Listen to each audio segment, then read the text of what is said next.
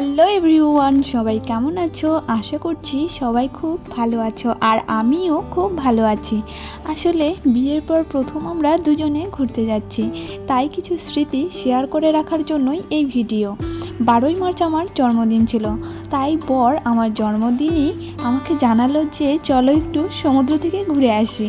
এটা তো তোমার অনেক দিনের ইচ্ছা ছিল, তাই জন্মদিনে এই ইচ্ছাটা তোমার পূরণ করেই দিই। শুনে তো আমি আকাশ থেকে পড়ার মতো, সত্যি শুনে খুব খুশি হয়েছি। 12ই মার্চ প্ল্যান হয়েছিল, 13ই মার্চ তৎকাল টিকিট কাটা হলো, আর 14ই মার্চ আমরা বেরিয়ে পড়লাম সমুদ্র দেখতে। 2000 years later.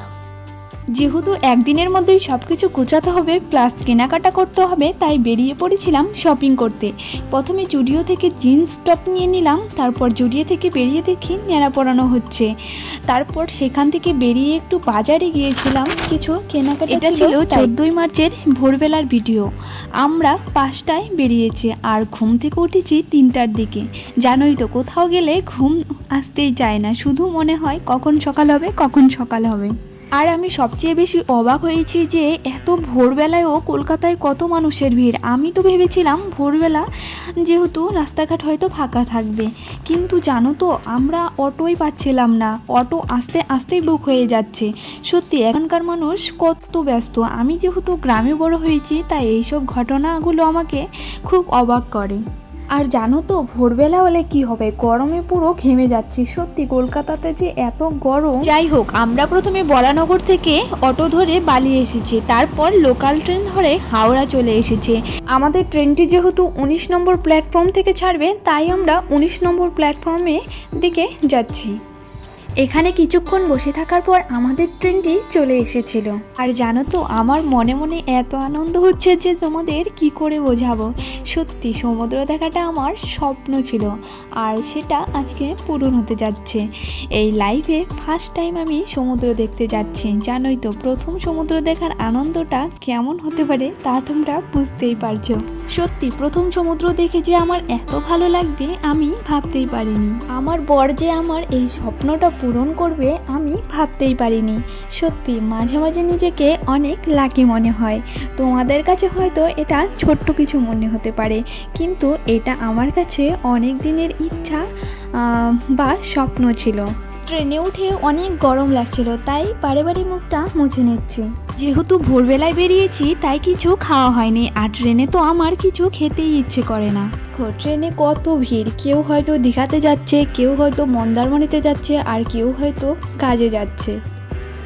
কাঁথি যাওয়া ট্রেনে উঠে আমি তো অবাক। আমি ভেবেছি রিজার্ভ করা টিকিট যেহেতু হয়তো ফাঁকা থাকবে, কিন্তু সে কি লোকাল ট্রেনের মতো ভিড়।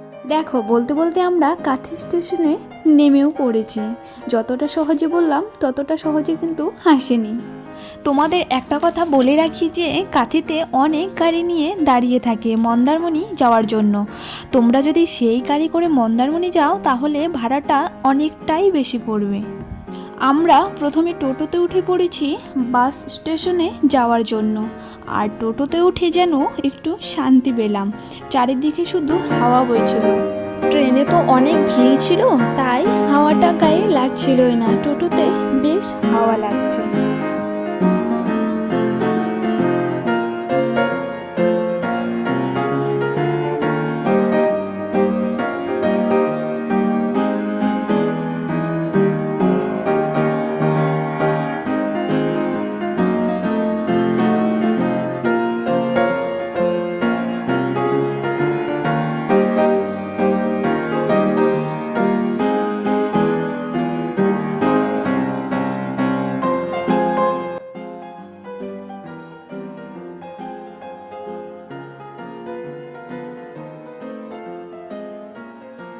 টোটো থেকে নেমে আমরা বাসে উঠে পড়েছি, আর এই বাসে করেই পৌঁছে যাব আমরা চাউলখোলা।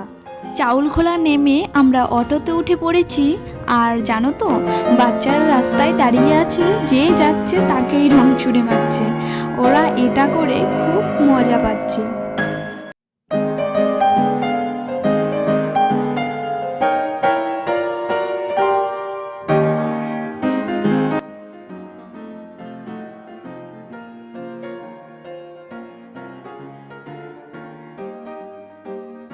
এখানে দেখো পিচ্চিটা আমাদের আবির দিয়ে দিচ্ছে। ভাবলাম আজকে যেহেতু দোল আর না করব না, দেখবে আরেকটু পরে আরেকটা পিচ্চি আমাদের আবির মাখাবে।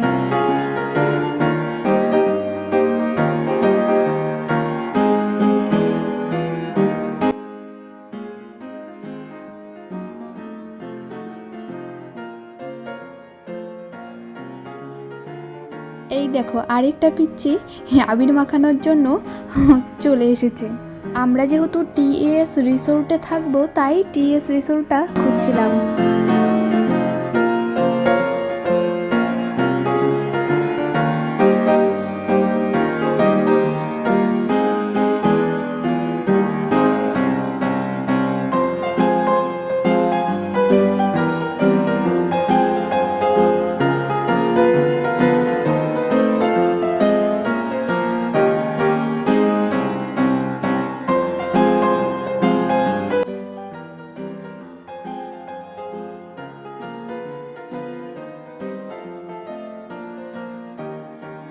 দেখো আমরা রিসোর্টে পৌঁছেও গিয়েছি, আর রিসোর্টে পৌঁছে গিয়ে আমরা জানতে পারলাম যে একটা রুমই নাকি ফাঁকা রয়েছে আর সবগুলোই নাকি বুক হয়ে গেছে। আমরা যেহেতু প্রথমবার গিয়েছি তাই অনলাইনে বুক করিনি, রিসোর্টে গিয়েই বুক করেছি। আর আমরা যেটা বুক করেছি সেটা নন এসি। এই রুম ছাড়া একটা রুমও নাকি ফাঁকা ছিল না। যেহেতু আজকে ছুটির দিন তাই হয়তো রুমের ডিমান্ডটা একটু বেশি ছিল। রুমটা তোমাদের সাথে একটু পরে শেয়ার করবো, দাঁড়াও আগে একটু সমুদ্র দেখে আসি। আর তর সইছে না।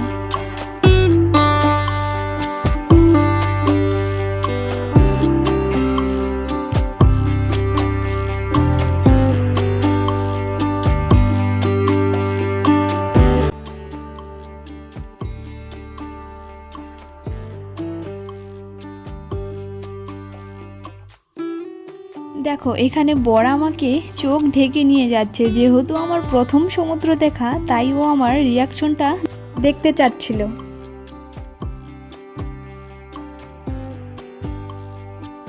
যেহেতু ও সমুদ্রটা রিসোর্ট থেকে একটু দূরে ছিল তাই বলল দাঁড়াও একটু পরে তোমার চোখটা ঢেকে নিয়ে যাচ্ছে।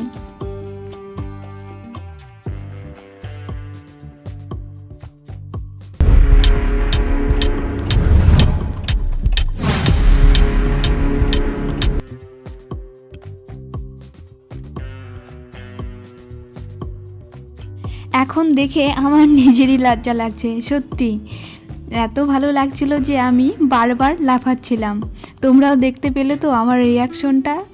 আর আমার ভয়ও লাগছিল ঢেউগুলো দেখে, আমার তো বিশ্বাসই মনে হচ্ছিল স্বপ্ন দেখছি। সত্যি সামনে থেকে দেখলে তাই মনে হয়। এতদিন তো শুধু মোবাইলে দেখে এসেছি, আজকে প্রথম সামনে থেকে সমুদ্র দেখছি। আমার যে কী আনন্দ হচ্ছে কি বলবো, পুরো স্বপ্নের মতো। আমি তো প্রথমবার জলে নেমে চিল্লাচ্ছিলাম ভয়ে, এটা তোমরা লাস্টে দেখতে পারবে। ওটা কিন্তু ওই ভিডিওটা দেখে হাসবে না। আমি নিজে ওই ভিডিওটা দেখে কতবার যে হেসেছি তার কোনো ঠিক নেই। আমার যেমন প্রথমবার সমুদ্র দেখে ভালোও লাগছিল, আবার খুব ভয়ও লাগছিল।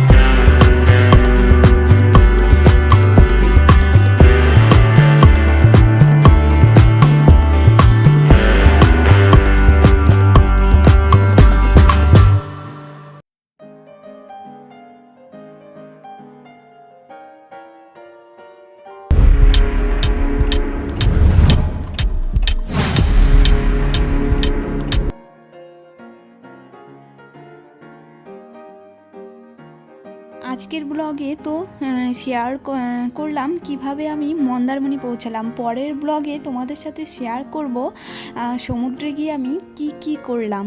তো দেখা হচ্ছে পরের ব্লগে, ততক্ষণ পর্যন্ত আমার চ্যানেলটি সাবস্ক্রাইব করে পাশে থাকবেন।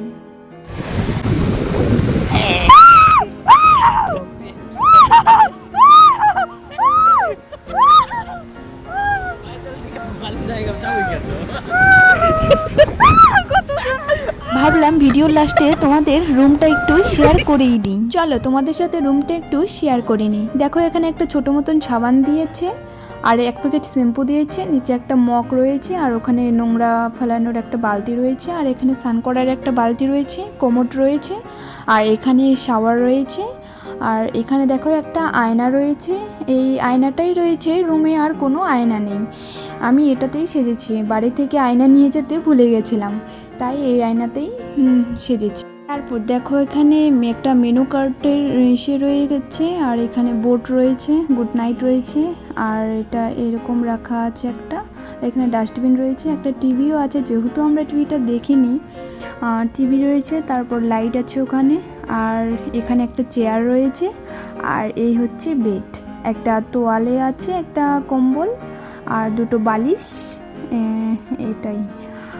আর এখানে ব্যাগপত্র রাখা রয়েছে, আর ওই পাশেই দেখো বাথরুম দেখা যাচ্ছে। পরিষ্কারই ছিল, সব কিছু ভালোই ছিল। আর এখানে দেখো জামা কাপড় রাখার একটা স্ট্যান্ড রয়েছে, আর এখানে দরজার পিছনেও রয়েছে, তোমরা এখানেও জামা কাপড় রাখতে পারো। তো তোমাদের কেমন লাগলো এই রুমটা? আমার তো ভালোই লেগেছে, কিন্তু ওই এসি ছিল না, তাই একটু গরম ছিল দুপুরবেলাটা, কিন্তু রাত্রে গরম ছিল না, দুপুরবেলাটা একটু কষ্ট হচ্ছিল।